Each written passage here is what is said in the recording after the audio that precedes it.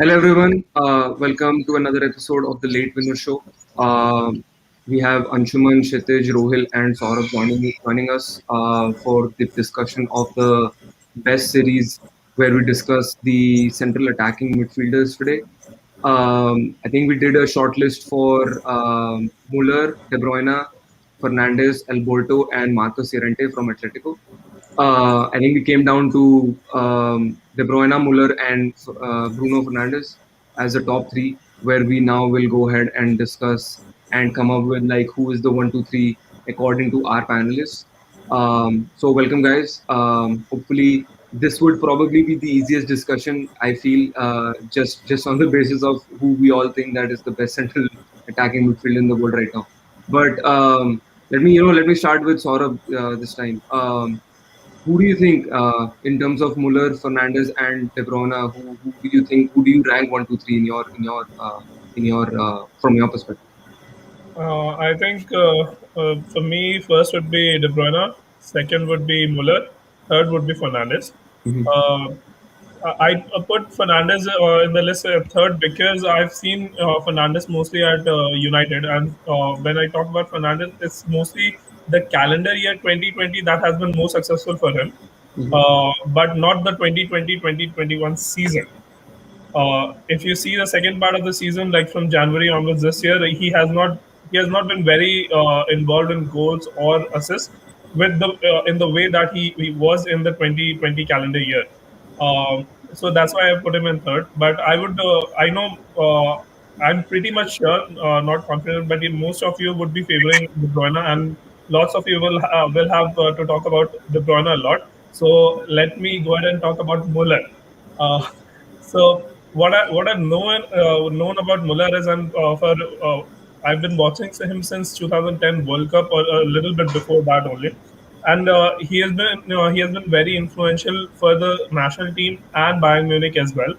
Uh, there was a brief period under Nico Kovac when he was about to almost leave Bayern Munich Mhm. because he was not getting that much time. It Yeah, But again, it was because of the tactics of Nico Kovac, because he was not playing in his preferred position, and rather I think he was playing as a striker more so. But Muller himself has said that he works best in deep positions, or like work as a center forward or a cam, rather than playing in a striker position, because he himself has said that his positional play is very good. And what I've seen about him, he's not a dribbler. Mhm. He cannot carry balls. He's looking for open spaces for himself and just looking for the player on the run. Let's say Lewandowski or Goretzka also, for that matter, who's on the or Serge Gnabry, who's on the run and feeding balls to them. So that has been the highlight of his play, especially since Hansi Flick has took over the Bayern Munich team. Mhm. That's what I've seen. If and Despite that, like despite the role that he plays, in the previous season only he scored about 11 goals Yeah. from the position that he's playing, which is really commendable, I would say. And one more thing, like the number of assists that he has provided was the highest in the Bundesliga last year. Bundesliga. Yeah. Yeah, it was 18, and the second highest was 14. So definitely he is running right in that position that he's currently playing in. He's the couple of matches that of Bayern Munich that I've seen, he is either playing just behind the striker or as a right winger, which gives him a little bit of space to feed in balls to either Serge Gnabry or Lewandowski. So that's why I would say I've kept him at number two. And the way he has been influential for Germany, I know not in the past 5 years, but in 2010 and 14 World Cups, he has been very influential, or let's say, in the World Cup especially, he has been very influential. So that's why he's my number two. Number three is Bruno Fernandes, and one is De Bruyne, whom I know you guys will be speaking a lot of. So, yeah. So yeah. I So just want like, to sorry, but I just want to correct one stat. He was not at 18 assists. He was at 21 assists Okay, in the Bundesliga. I was Yeah. looking. I took reference of Soccer Way for the stats, so Okay. that from there I so got it. but like I know, we have Kevin De Bruyne. I have like almost an entire page of statistics for and I expect that. accomplishments for De Bruyne. Yeah. So I'm just gonna shoot some stats about Thomas Muller that I found out, which were very astonishing for me and probably made me realize that yes, he is probably one of the best center attacking midfielders. So the first stat is he played six. He has 615 appearances for Bayern Munich overall, out of which he has scored 226 goals as a center attacking midfield. In the last 5 years, he has a total of 74 assists. In the last 5 years, he has 95 goal scoring chances. He has created 95 goal scoring chances, more than any player in Bayern Munich and more than any player in Bundesliga in the last 2 years. In the last 5 years, he has been Bundesliga best assist giving player 3 times consecutive. And in 2019-20 season and the next season, he was ranked one in key passes as well, which was 82 and 94. Yeah. So I mean, all these stats probably like there. You already covered everything else, sort of. So these are just some additional stats that I found out to reinforce the statement that yes, Thomas Muller is probably one of the best. And of course, we have two United players who's going to talk a lot about Bruno Fernandes. So No. I wouldn't talk about Bruno Fernandes. I think I'll leave that to Kshitij. But I would like to know. I would like to know about from his perspective. Do you rank him above these two at this moment? Do you rank Fernandes above these two at the moment? Okay, so let me just start off by saying that Luis Alberto in this photograph looks a lot like Adam Lallana in Napoli Yeah. t-shirt. So what is happening there? Like I've been looking into that photo for such a long time. Like it's making me giggle first. That's not a. By the way, that's not a Napoli T-shirt. That's a Lazio T-shirt. Oh, that's a Lazio, larger Lazio. t-shirt, sorry. Yeah. But like similar photographs. So That's striking resemblance, yes. yeah, very striking appearance. but also Other than that, him like, being in this list makes Liverpool fans tear out of leaving him out. They won't Liverpool care a fans bit. tear out a lot. Yeah. Okay, so Our producer for this show, who is on the back end, probably he's the one who put him there for because he's not able to talk, but he wants to put some Liverpool players. and he's sadly sobbing on the backside. Okay, go ahead. Sorry, go ahead. Yeah. So let me just start off by saying that Thomas Muller, he is not the attacking midfielder that you think when you look at an attacking midfielder. Let's take the example of Kevin De Bruyne and Bruno Fernandes. Those are creative attacking midfielders that are able to pick out a pass. Thomas Muller is a team. He's a central midfielder who plays an attacking midfielder role and is able to pick out, like he drifts into spaces that ends up creating spaces for other players. Like that is his biggest strength. Like he's able to pull a lot of defenders with him, that allows the likes of Robert Lewandowski to get that space to drift into the goal scoring positions and actually score. So which is one of the biggest strength, like I think of Thomas Muller. Like I haven't seen him like pick out a no look pass or stuff like that, but the thinking On that, how many behind Bundesliga football, games have you ever seen? no, but the thinking behind his football is such amazing. Like he knows the entire pitch around him. He knows where his players are. He knows where the defenders are, and he knows how to pull them out of the equation so that his teammates get a easy tap in, which like is amazing for Thomas Muller. But I'm here to speak about Bruno Fernandes because I'm a Manchester Exactly. United fan. Exactly. So, I was wondering why you You were. are way- you are the in way a he has late winner avoided- show. You The are in way the he late has winner show to avoided- talk about Bruno Fernandes. The way he is Dude, avoiding my- the question, it just shows that he is definitely not ranking Yeah. Bruno above Thomas or. He's first trying to get out the actual quality, or bad qualities or whatever about Thomas Muller. Then he'll try to justify about Bruno Fernandes. That is a pretty rough to take. Yeah. That is a pretty rough to take. See, when we look into Bruno Fernandes, the real issue for us is a lot of us haven't seen him before Manchester United. Like before Manchester United, when he was in Sampdoria, and then in Sporting. Sporting. Like Sporting. if you follow the games of Sporting, you will actually understand how crucial he was to Sporting and how influential he was at Sporting. Which is why like the likes of Tottenham and the likes of Manchester United were actually scouting him.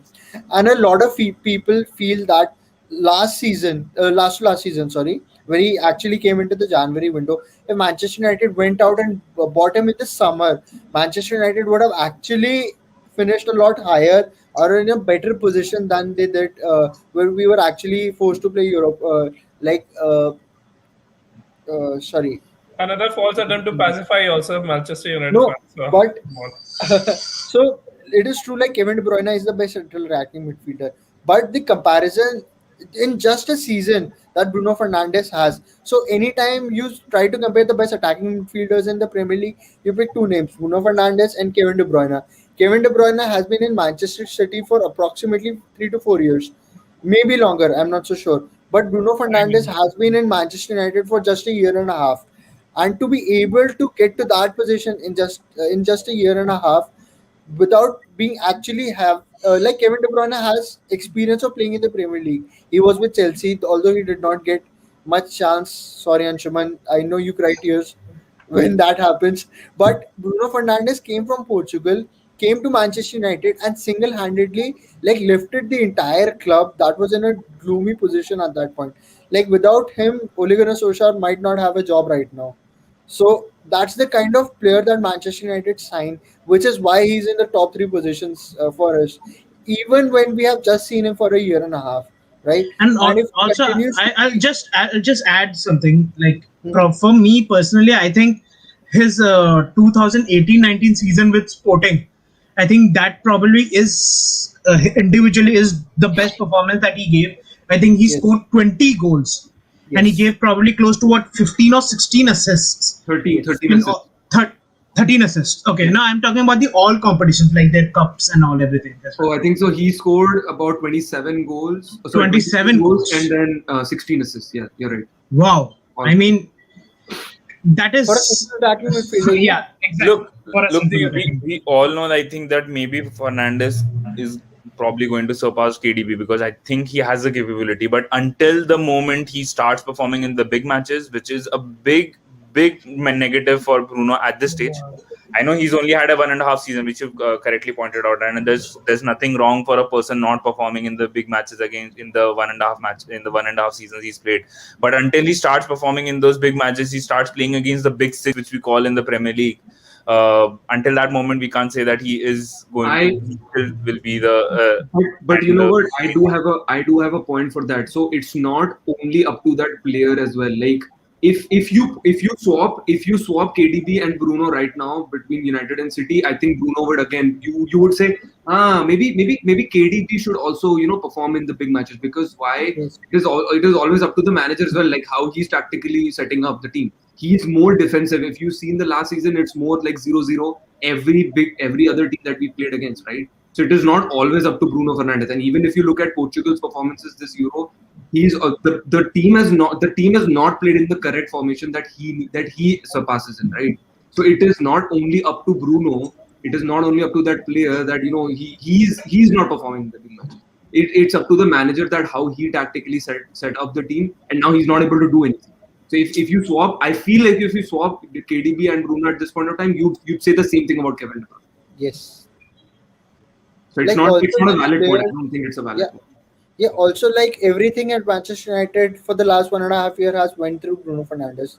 Like now, teams have actually started to like double up or mark him a lot more and provide him a lot less space, which in itself like is hampering his ability to create those passes. But with like if we get a couple more signings, if we get a lot more players in, and we allow him to drift into a lot more space, you'll see a lot more chance creation and a lot more goal scoring from Bruno Fernandes than Kevin De Bruyne is actually putting out with Manchester City. Yeah. So, like, we all know that Kevin De Bruyne is the best attacking midfielder at the moment, but Bruno Fernandes is not very far behind from him. I mean, I saw like all the faces sulking up when I was defending Bruno, but I'm not saying like Bruno is better than KDB. I'm just pointing out your point that your point was probably incorrect in that way because it's not only up to that way. But But if also, Bruno would have performed this Euro, I think I would have kept him over Muller. I think that is one thing that really disappointed oh me because man, I was actually hoping to see him do really good because of the form that he had. Muller has been doing things for a longest of the for time. about 11 years, like he Yeah. he was So he was do- he was the top scorer in the 2010 World Cup as well. 2008 yeah. Euros, I think he was the top scorer. So I don't think we can talk about like Muller being, above. And Muller even for me like definitely is not going to third in any case. and even according to me right now, I feel like Muller is better compared to Kevin De Bruyne as well. But Could I be, know like yeah. people will disagree with me. But No, I it feel could like be. debatable. Muller is better than KDB at this moment. At this Yes. moment, yes, he is, because the amount of the play that he plays, yes, probably the difficulty of the league comes into question. Yeah. But again, Exactly. if you look at the international tournaments as well, like KDB does not do a lot of stuff. Barring this tournament, he's not done a lot of stuff for his team. He Yeah. has not. He has literally been not been present for the team. So, But again, I in would say that that case, if you swap KDB with Thomas Muller, I don't think Thomas Muller would have got these stats with Premier League. The kind of achievements that he has Definitely done. not with Premier League. It's very difficult to get in Premier League, or plus the kind of physicality Premier League brings in the game as well. But yeah, it's very debatable. But still, there is a 50-50 chance I can also move Muller to the top or De Bruyne on the top. But yeah, Fernandes is number 3 for me, definitely. yeah, Fernandes is number 3. I think that's unanimously decided. That's fine. But Yeah. like De Bruyne and Muller is. I mean, I'm pretty sure that you guys agree on like De Bruyne being the number 1. But it's not like they have a similar game, right?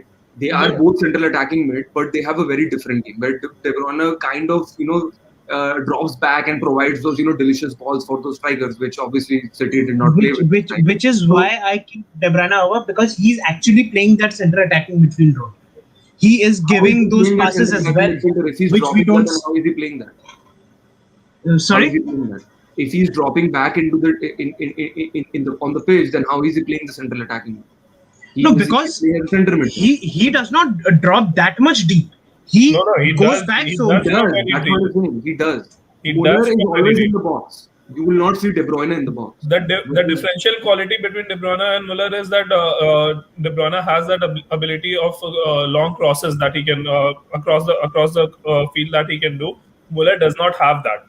I've not seen like De Bruyne makes inch perfect long cross balls across the pitch, but that is not there with Muller.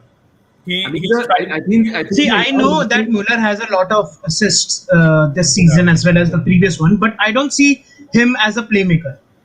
I see Kevin De Bruyne as a true Come on, playmaker. dude, you cannot Precisely, say yeah. that. You cannot say. I think both of City and Bayern have a prolific striker. Obviously, that's why you see like De Bruyne has numbers going down this season is because they did not play with a proper number 9, right? So when you provide those crosses, there is Sterling who misses from 6 yards, right? But if you put Aguero in that position, then he would not miss it, Yeah. and that's the reason that he had 21 assists in the previous seasons, right? But even with same goes with Bayern Munich. So like if he's the playmaker, there is a prolific striker who can finish up all those balls, right? In the name of Lewandowski, like who we talk about later. But so like both of them have the playmaker, both of them have a prolific striker. It's just that you cannot call Muller as not a playmaker. He is playing the role of a playmaker at this Yeah. moment. So you cannot say that. Like, man, 25 assists in a season, and you're saying that he's not. It's not like he's just touching the ball and somebody shooting it from outside. See, the box. in the end, I would never like that. I don't like that league. That is one of the most lethargic and one of the most easiest, probably, league I have witnessed. So if a player is overachieving in It's a that bit league difficult and than another France. player who is overachieving in a more physical league, I would always pick him over any other. That's why. You That's why we are you keeping cannot say it. But the thing. Sorry, Saurabh, Yeah, but you cannot say that again, because when they were struggling again under Niko Kovac, every one of us was like, oh yeah, maybe Bayern's finished. Oh yeah, this is the time when they leave. But when somebody else came in and they just just probably elevated everyone else's team, right? When Hansi Flick came. So to say that kind of stuff, that it's a farmers league or something, that's not right. Like the players still have to do what they are put against, right? Yeah, It's but not- in that it is not- in that not so farmers league, Bayern Munich have a team which has like probably a quality over 19 other teams, right? It is like there is like, just because there is a reason why you hate Golden State Warriors, because it's an all-star team and you don't find the particular balance. The same thing I find in Bayern Munich players. I mean, they have, if we look through the statistics and the accomplishments, they have everything there. But then if I see the kind of, they are getting those accomplishments because probably the goalkeepers, the defenders, they're not up to the mark. I understand they have done brilliant jobs, and I'm not taking anything away from Thomas Muller. I think he is there and he is in the merit.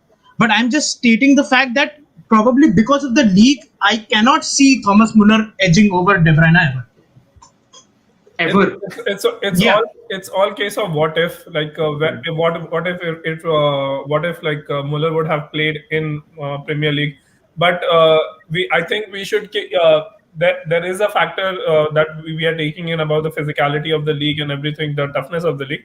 But still, in that case, every EPL player would trump over like the Bundesliga or the Serie A. So we should we have included the? No, I'm not comparing Thomas Muller to any other player. I'm not comparing Thomas Muller to any other. He is probably the best player against a lot of attacking midfielders in a lot of leagues. I'm just comparing Kevin De Bruyne with Thomas Muller when he said that he might edge out. This is your personal bias coming into the picture where you're saying that you don't like the league. That's why you're saying that maybe Muller will not be ranked above KDB. You can't say those things. Yeah, it is my opinion. It is my opinion. I am saying that is a biased opinion where it's coming. It's not even an opinion. It's a biased opinion because you don't like the league where you're saying that the Muller discussion is moot. That's why it's. See, I think in a criteria, we should definitely factor that in. The thing is, we should definitely factor that in, but not emphasize on it. First of all, the league difficulty has not been put into the criteria, right? It has not been put into the criteria. But the discussion is going around that. But that's what I'm saying. That is exactly why I'm mentioning that you cannot say that it's a farmers' league. Then in that case, a player like Lewandowski can never win a Ballon d'Or because Bundesliga doesn't have any competition. Then a player like Lewandowski. According to the Ballon d'Or system, what I'm not going to barrage FIFA at this moment of time, but yeah, anybody who is not Ronaldo or Messi will never win a Ballon d'Or. That is their thing, right? In the last 10 years, I think we can have a debate about this, that how many times Messi and Ronaldo deserve to win them. Yeah. Right. There are other players who have done more than them, but they still don't get it just because they play for Real Madrid and Barcelona and they are Ronaldo and Messi. Yeah. So it's just that, right? So you cannot say that just because it's a Bundesliga and you don't like that league, you cannot. You will maybe in the last 5 years comparison. Yes, I will agree with you that okay, maybe De Bruyne is better than Muller. But you cannot say that just because he plays in Bundesliga, he'll never be greater than De Bruyne. I think he's accomplished a lot. To say that, I think that's a bad thing on Muller. Like if he's doing everything that he can in that league. So I mean, and also just to let you guys know, I know we're out of time, but the three most weightage that our category that our criteria justifies, based on where we have to decide who's the best, is the player's individual performance and the player's impact and the individual accolades received in the last 5 seasons for club and country, right? So that's why I keep bringing country into the picture, because we were already talking about the leagues. Yeah. In the country's picture, what has De Bruyne done, right? So it is always neck and neck, right? In that case, Muller definitely trumps KDB also. Exactly. Yes. Yeah. So I think we should end our conversation before Lachius Adam Lallana becomes the top choice for us. So I think at that note we can wrap this up. Thanks a lot for joining. Make sure to like, share, and subscribe. Sorry for stealing your lines, Rishabh. This has been the Late Winner Show. Take care. Good night, and see you soon.